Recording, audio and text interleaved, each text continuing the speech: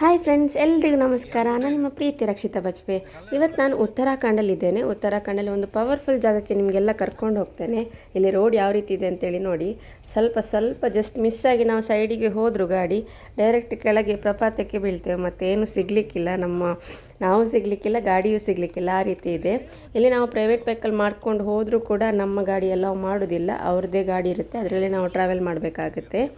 ಬನ್ನಿ ಇವಾಗ ಹೋಗುವ. ಅದಕ್ಕಿಂತ ಮುಂಚೆ ನನ್ನ ಚಾನಲ್ನ ಯಾರೆಲ್ಲ ಸಬ್ಸ್ಕ್ರೈಬ್ ಮಾಡಿಲ್ಲ ಪ್ಲೀಸ್ ಸಬ್ಸ್ಕ್ರೈಬ್ ಮಾಡಿ, ನನ್ನ ವೀಡಿಯೋಗೆ ಸಪೋರ್ಟ್ ಮಾಡ್ತಾಯಿರಿ.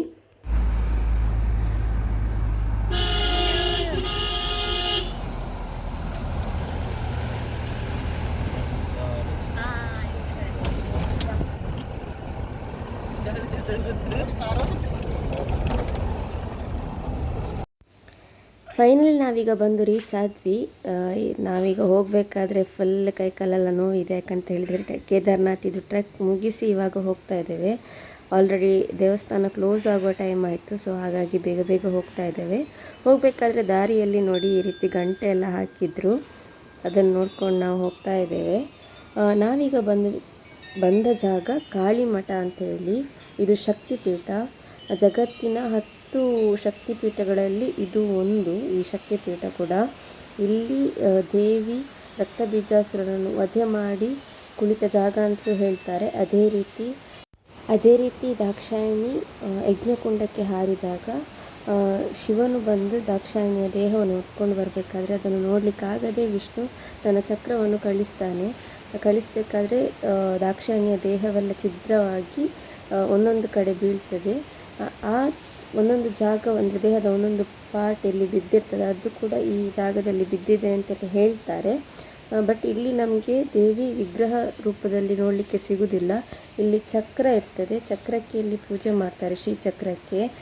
ಅದು ಕೂಡ ನನಗೆ ನೋಡಲಿಕ್ಕೆ ಸಿಗುವುದಿಲ್ಲ. ಅದು ವರ್ಷಕ್ಕೊಂದ್ಸಲ ನವರಾತ್ರಿ ಟೈಮಲ್ಲಿ ಓಪನ್ ಮಾಡಿ ಅಲ್ಲಿ ಪೂಜೆ ಮಾಡುವಂಥದ್ದು. ಬನ್ನಿ ಇವಾಗ ದೇವಸ್ಥಾನದ ಒಳಗಡೆ ಹೋಗುವ. ಇದಂತೂ ತುಂಬ ಪವರ್ಫುಲ್ ಜಾಗ. ಯಾರು ಆ ಸೈಡ್ ಹೋದರೆ, ಉತ್ತರಾಖಂಡಿಗೆಲ್ಲ ಹೋದರೆ ಈ ಜಾಗವನ್ನು ಮಿಸ್ ಮಾಡಲೇಬೇಡಿ. ಶಕ್ತಿಪೀಠ ಅಂತಲೂ ಹೇಳ್ತಾರೆ, ಅದೇ ರೀತಿ ಕಾಳಿಮಠ ಅಂತಲೂ ಹೇಳ್ತಾರೆ. ಬನ್ನಿ ಇವಾಗ ಹೋಗುವ.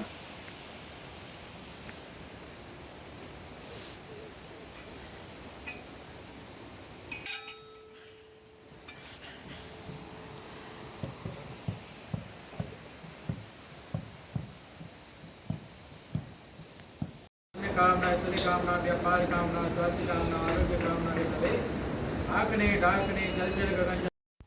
ನೋಡಿ ಅಲ್ಲಿ ಕೆಳಗಡೆ ಕಲಶ ರೀತಿ ಕಾಣ್ತದಲ್ಲ, ಅದರ ಒಳಗಡೆ ಶ್ರೀಚಕ್ರ ಉಂಟು. ಸೊ ಅದಕ್ಕೆ ಪೂಜೆ ಮಾಡುವಂಥದ್ದು. ಅದು ನವರಾತ್ರಿ ಟೈಮಲ್ಲಿ ಮಾತ್ರ ಓಪನ್ ಮಾಡುವಂಥದ್ದು. ಈಗ ನಮಗೆ ನೋಡಲಿಕ್ಕೆ ಅದು ಸಿಗೋದಿಲ್ಲ. ನೋಡಿ ಇದಕ್ಕೆ ನಾವು ಪೂಜೆ ಮಾಡುವಂಥದ್ದು.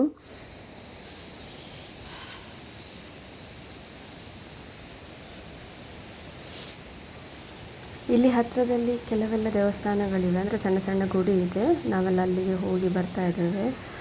ಈಶ್ವರಂದಿದೆ, ಅದೇ ರೀತಿ ದೇವಿಗಳದ್ದು ಕೂಡ ಇದೆ.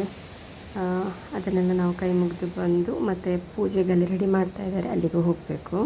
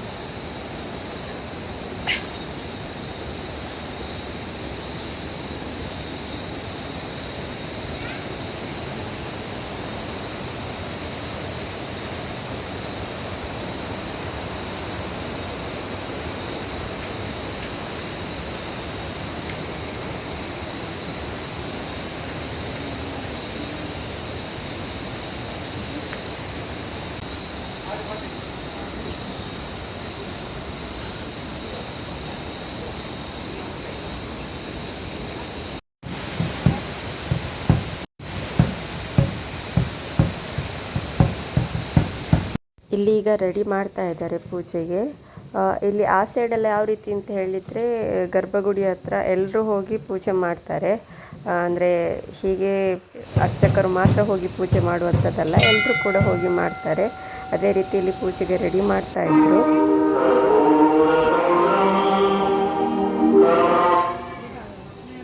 ಇಲ್ಲಿ ಹಿಂದೆ ಒಂದು ಲಿಂಬೆಹಣ್ಣಿದು ಮಾಲೆ ಹಾಕಿದಾರಲ್ಲ, ಅದು ದೇವಿದು ತ್ರಿಶೂಲ ಇರುವಂಥದ್ದು ಅಲ್ಲಿ.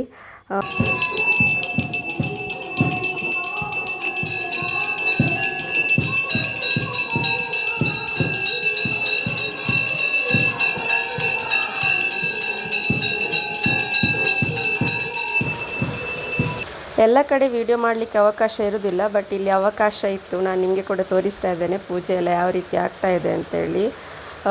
ಪೂಜೆ ಅಂತೂ ನೋಡಲಿಕ್ಕೆ ತುಂಬ ಖುಷಿಯಾಗುತ್ತೆ.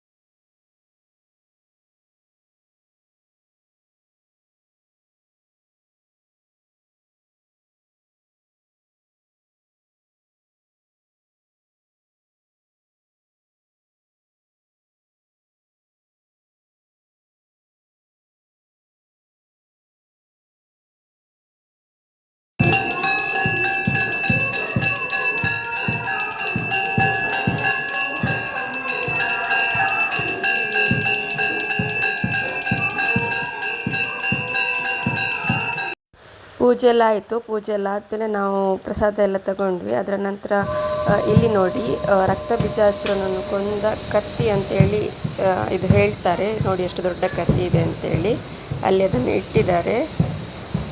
ನಿಮಗೆ ಖುಷಿ ಆಯಿತು ಅಂತೇಳಿ ಅಂದ್ಕೊಳ್ತೇನೆ.